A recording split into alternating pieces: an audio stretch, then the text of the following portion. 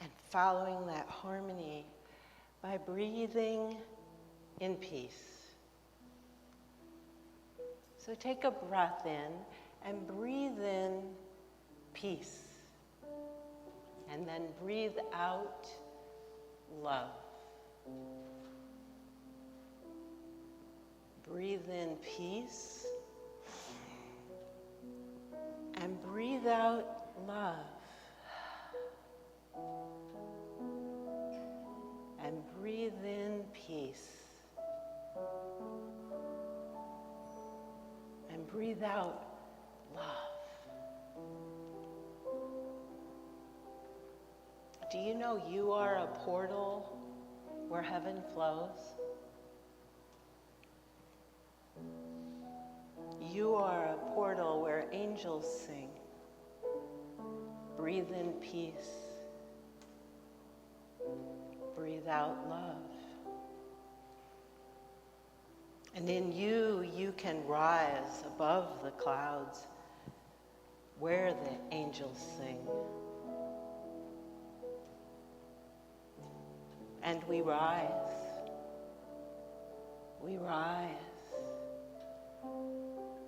from our heart center. And we rise into higher love.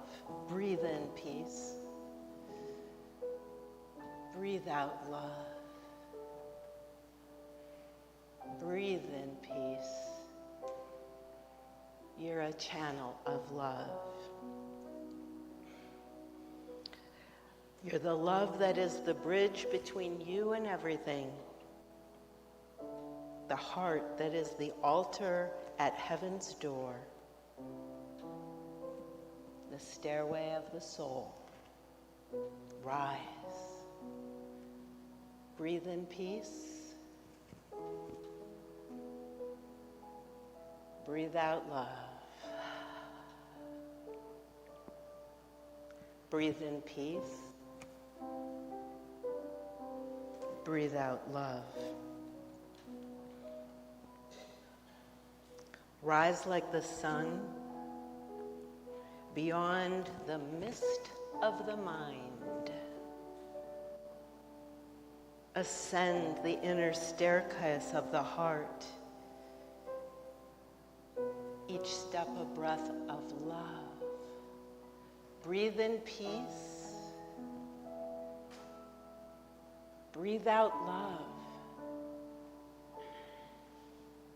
Breathe in peace. Breathe out love. Love is the ladder we climb to meet our higher self.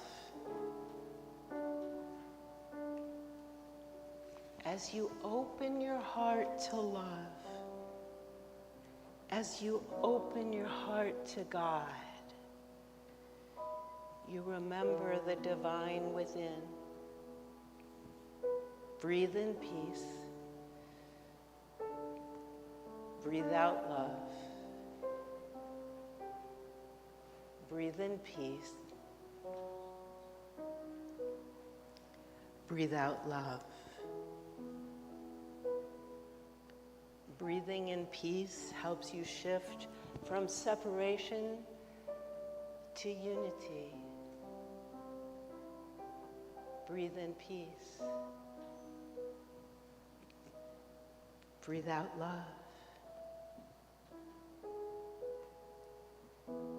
Activate the crystalline grid of higher consciousness. Remembering that God, Mother, Father, God, lives in you, as you. Breathe in peace. Breathe out love. Because you are granted the right to be God on earth. I said you are granted the right to be Goddess on earth. Because you are already it. And today you will remember and see the world through the eyes of Source. Breathe in peace.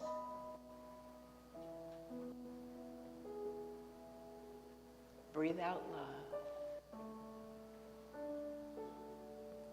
And continue to stay in that space, being the eyes of Source, the heart of God,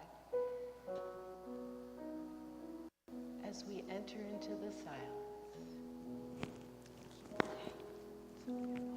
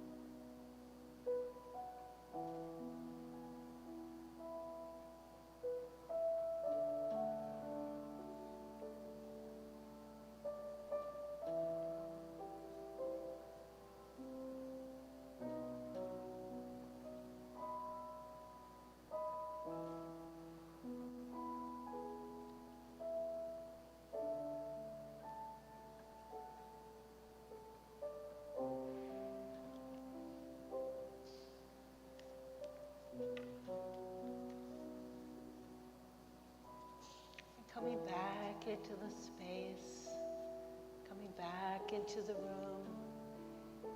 You maintain this garment of who you are, God's beloved, God's light, the light of the world, the light of the world we are. All of us. Come on back.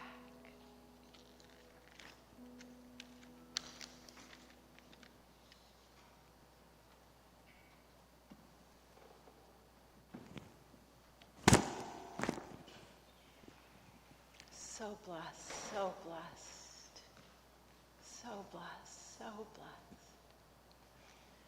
So joyful, so joyful. Reminded of sacred renovations in a friend of mine I met long ago. I don't even remember when I met her. And I've watched her journey of life and the hills and the valleys. And I am reminded today that in neuroscience, we are told to reward ourselves, to remember, to really sit in the good times, because we often go right back into the worry. So we start by continuing last night's celebration, and I asked Kathy and Joe to come up here for some love. Come on up. Let us revel. In these two people you two have known for so long, and you've watched their hills and valleys, and they have had a sacred revelation, a renovation. Come on up and face your beloved community. Please honor them. Stand up, clap, sing joy. We just honor you. This is Mother, Father, God in our presence. And we're so grateful for you. Take it in.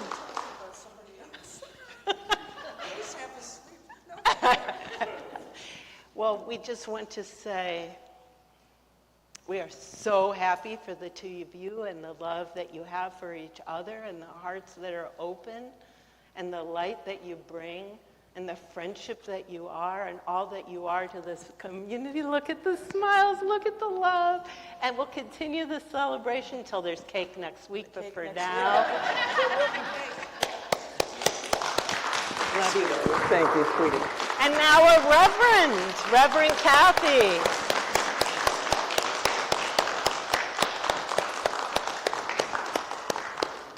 And I came in today, I've been gone a while, we've been renovating our home, so I haven't been able to be out on the road much, and I walk in and I go, sacred renovation! So congratulations, take it in. This is amazing, and taking the moment of feeling that elevated energy from the renovation. And my sense is it was a lot of work getting here. And look at what happened.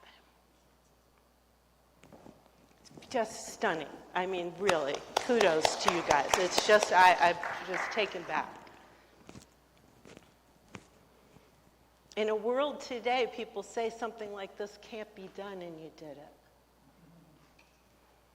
In a world today, I go into my local grocery store, which is one of my favorite places to go to because it's just laid out beautifully with sumptuous foods, healthy vegetables. They keep changing the stock, so you have new things to try. It's a beautiful environment to be in. And for a year now, my husband and I have noticed each time we go in, people there look sad, stressed, unhappy. And I keep going in and saying, well, that was just one time. But people are in their own world doing what they do. If you smile at them, they don't even notice. And it's heartbreaking because it's putting a pulse on the energy of the world today. And it makes sense. It makes sense. You know, when I was young, I mean, it makes sense because it's sort of like the floods, the fires, the earthquakes, the tsunamis, the politics, the wars, the bombing. Am I in an Orwellian novel? That's what it feels like. And it's every day coming out, these things. And it's almost getting like, okay, and another one, and another one, and another one, and another one. And we take that in our nervous system. And there's panic, whether on top, outside, or within. There's what's going to happen? And how can I help? That's what's on everyone's mind. How can I help? I need to help.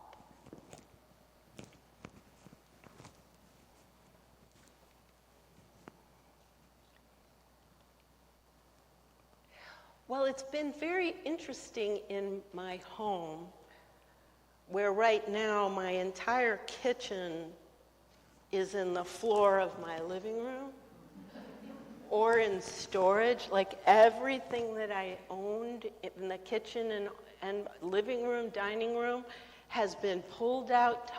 I have so much stuff. It's a lot of stuff. And so Travis, where are you, Travis? Travis has been going through a renovation. He's at the tail end, I'm at the tail beginning. And it's like living in organized chaos. And it's been a long time coming because we've really wanted to elevate, like Linda said. We want to elevate our home. And my mentor said, now that you're renovating your home, really think of it as a metaphor because you're actually renovating your internal home too. And I really thought about that and want to pay attention to that and do that mindfully. In some ways, it's like, well, what does that mean? It's a great idea. I'm renovating my inner home. Okay, now what? But I am paying mindful attention to how much stuff there is and how much stuff there is. You get what I'm saying? You get the visual? Holding on to so much stuff. And the pulling everything out and getting it down to the, taking off the drywall, seeing behind the walls where the wiring is.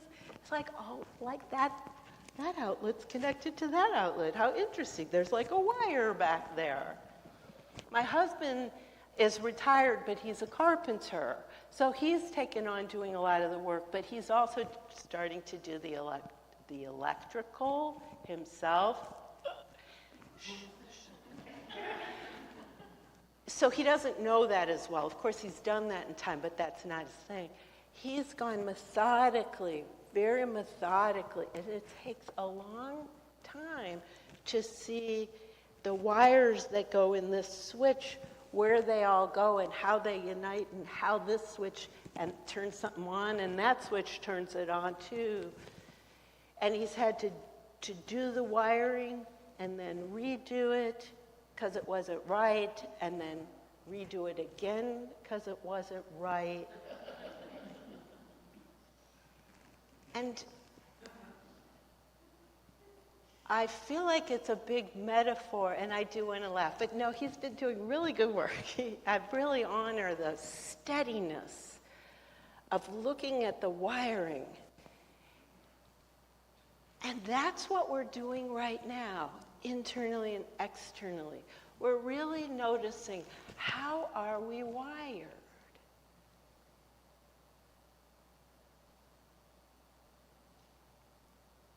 How are we, what are our values, the wiring of the values that we choose?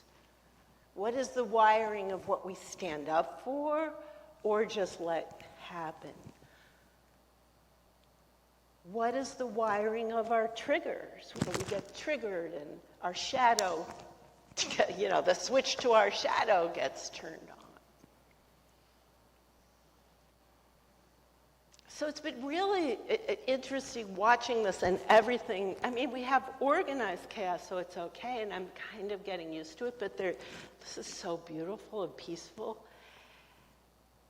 And our home has stuff everywhere, but organized, but it's like, oh my God. It has an energy of, ooh. And it's like, where is this going at this point? And some things we've planned out, and some things it's like, what are we going to do there? I still don't know. So we're left in that curiosity, which is a good place to be, because there could be worry about it, there could be anxiety, we could be putting pressure on ourselves to come on, we got to figure it out, we got to do this. But we attempt to live in curiosity. What could this be? And I lie back and I look at it all and I invite the higher vision. Can you show me?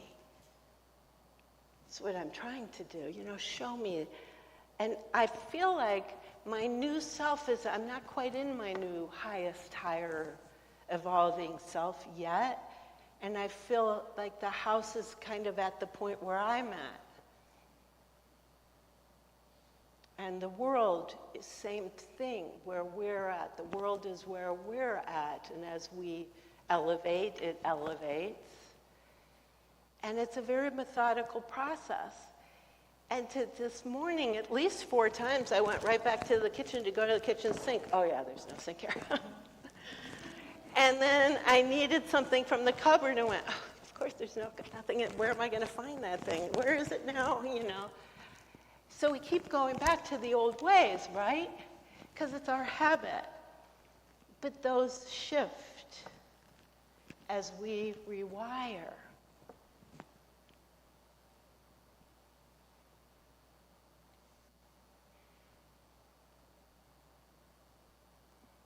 And rewiring is when all looks like hell, to believe that this sanctuary is coming.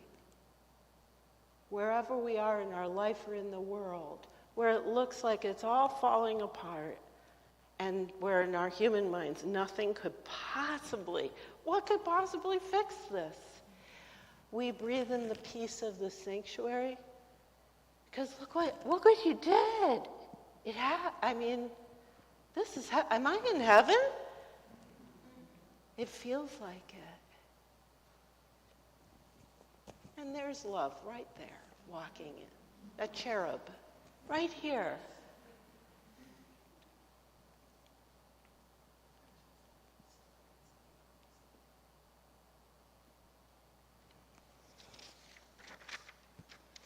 So another sacred renovation I hear was the fabulous women's retreat last weekend. I hear it was uplifting, amazing, and you were talking about being, I think the phrase I heard was, unbreaking the broken. Something like that, no? Embracing joy. So somebody else heard unbreaking the broken, or embracing joy. But isn't that phrase, wherever it came from, or maybe it just was meant to be heard today, unbreaking the broken? Because that's what sacred renovation is. And that leads you to joy and embracing joy.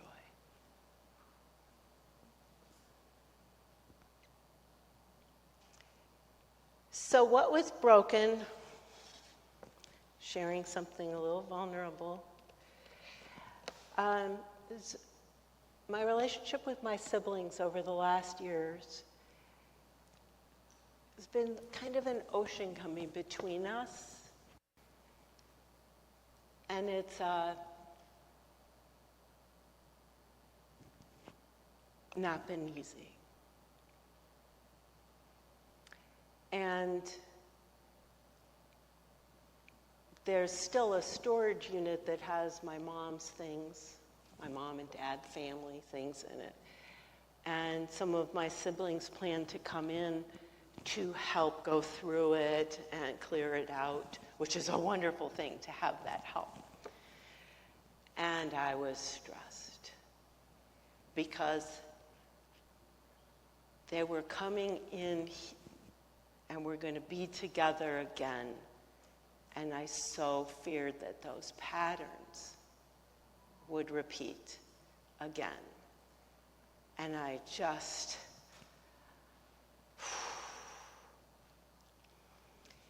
but in sacred renovation, it's like that first song that we sang, which I, of course, do not remember the words. But it's kind of like I walk with Source. But it's like I wake up and I keep my eyes focused on Source. I was determined that I was going to not focus on the pain or any triggers or reactions or my needs from them or not getting my needs. I was just determined to go on the high watch, very determined, and to consider just sticking with the business. Like, okay, so what's our focus right now? Our focus right now is working on clearing out that storage unit. So just keeping focus with that and providing as much love and support as I possibly could in a way that was appropriately boundaried. Not me giving too much and not me retreating and protecting too much, but really supporting them in ways that would make their life easier while they were here doing this. And the triggers were hit, those switches went on, and instead of allowing them to take me, I didn't speak about them much. I didn't go home and start the whole rap with my husband. I said, what's the business at hand? And sometimes, well, I'll get there. And I really would focus on how do I advance the business at hand. You see, I'm making a choice. As I know many here, I am right on your level. I don't know if the sound system, if I go down, can I go down? Can I go down? Can I, you know? I mean, I'm right here with you guys. We're doing this work. And I feel like I was put on this earth that sometimes I feel like I don't belong here. Like I must be in the wrong place. But now I'm realizing that I went through all that I went through, but that I do belong here because I am here to bring in the light. I don't want to make that sound arrogant. I am here with Source saying, I'm available, Source. I am here, use me. And in that event, I said, more important than me and my feelings and my needs is me bringing in Source. And I stayed grounded in that. And lo and behold, there were triggers. But it ended up well. And now there feels like a shift and elevation that the energy, which for years just got worse and worse and worse, it feels a little different. It feels a little Did you hear me? It feels a little bit different. Do you know how grateful I am for that? I mean, it was starting to think it would never be possible. And the door is opening again to love. And it's one step at a time. I'm not like looking at rainbows and hummingbirds and unicorns but I'm just staying focused on this. It's the hardest work on the planet, what we're doing, each of us individually. And this is the work that connects to others. There's instead of carrying around all of the hardship that I had been, I feel more light. Things are unfolding. Life is easier. Things are coming to me easier. I don't have to work as hard. And in this new era that we're lifting up to, we don't have to learn from struggle anymore or pain. In this elevated consciousness, we learn from joy and peace and ease. Is there anyone here that possibly would want that? Yes. So, yesterday I did and you know what, it's embracing who we are. I'm a minister, and there's ways of being a minister, but I apparently have a gift as a tarot reader. For years I wouldn't do anything like that because it was too weird and woo-woo. And now I still feel a little like telling you, I gave tarot readings at a holistic fair yesterday. There's a part of me that's like, but there was a woman there who said, you know, the more that I focus on manifesting and the more that I focus on sharing higher consciousness and learning about higher consciousness, the higher my consciousness gets. The more I focus on it. That first song is I wake up and all day I focus on source. And there are those who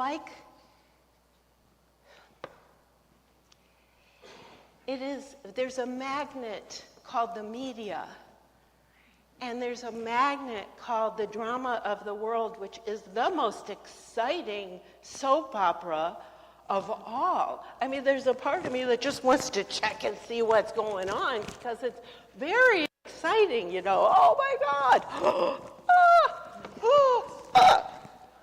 And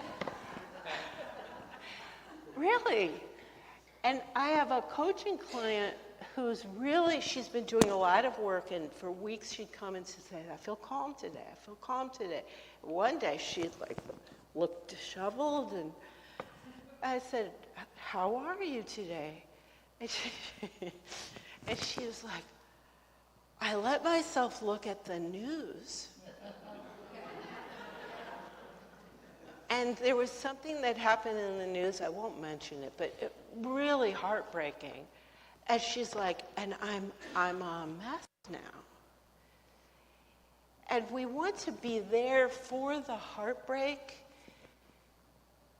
And the more that we wake up focusing on source, wake up focusing on source, wake up focusing on source, source will take us where we're needed, how we're needed, to be in the right place in the right time, in each of our own ways. It may be, for the one person, it may be, maybe they're a journalist and they're being told to go and cover the stories, and that's their way. My way is doing coaching and tarot readings and ministry. Bringing in the light in this way. Everyone has their own way and will be called exactly where we're at. And we don't have to focus on what's happening to help, in my opinion. We have to focus on what's happening to elevate, and that's what will help.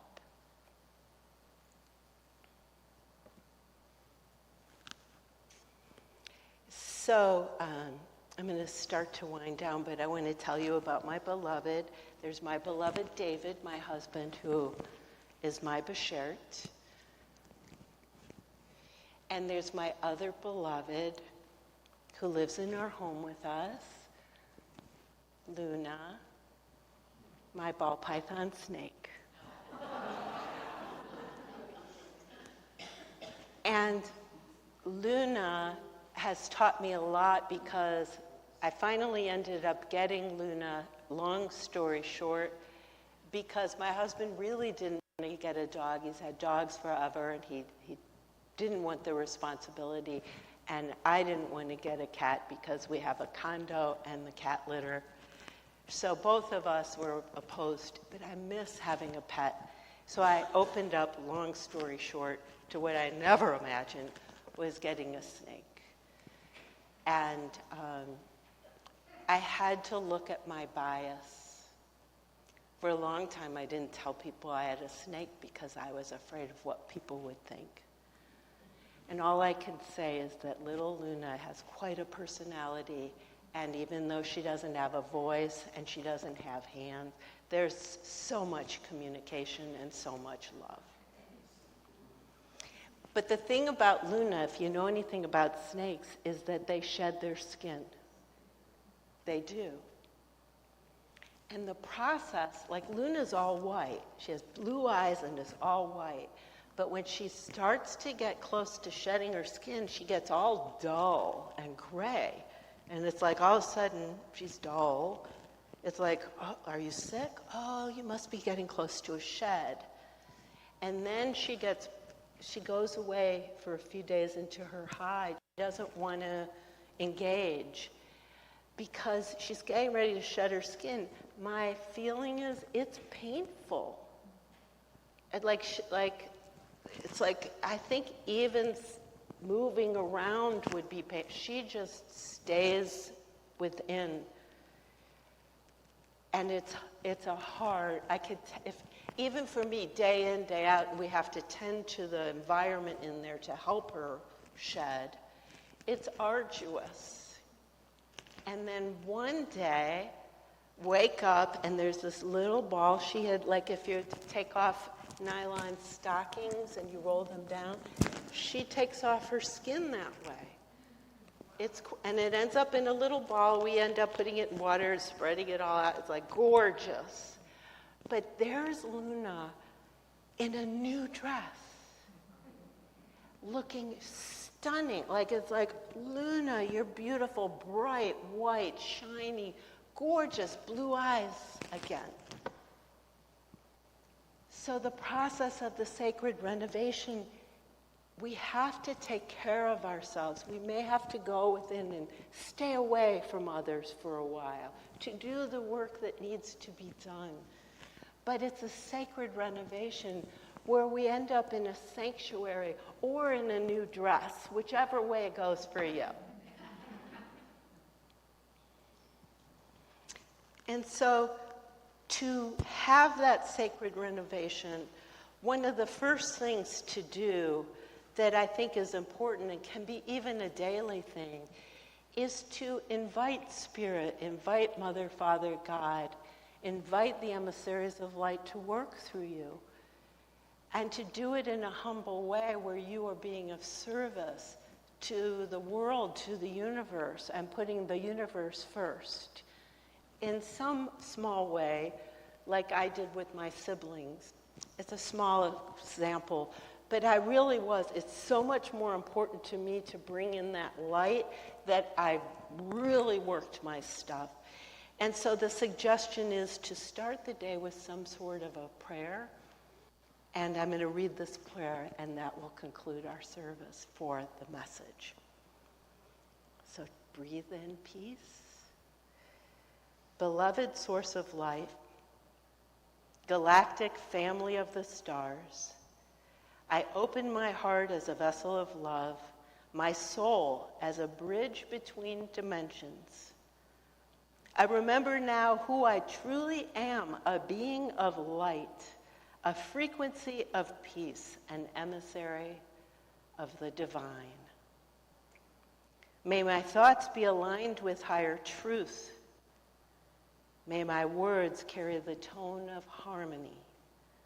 May my actions ripple out in radiant kindness. I choose now to walk in light. I call in the guidance of my divine self, my God self, the higher spirit of the universe, the wisdom of the higher realms, and the grace of my soul's blueprint. May I serve with humility, shine with clarity, and radiate with joy. And dear Spirit, all these words that I say, may it spread to everyone in this room. May they radiate with joy. And so it is. Oceans of blessings, infinite love. I can't wait to see you again.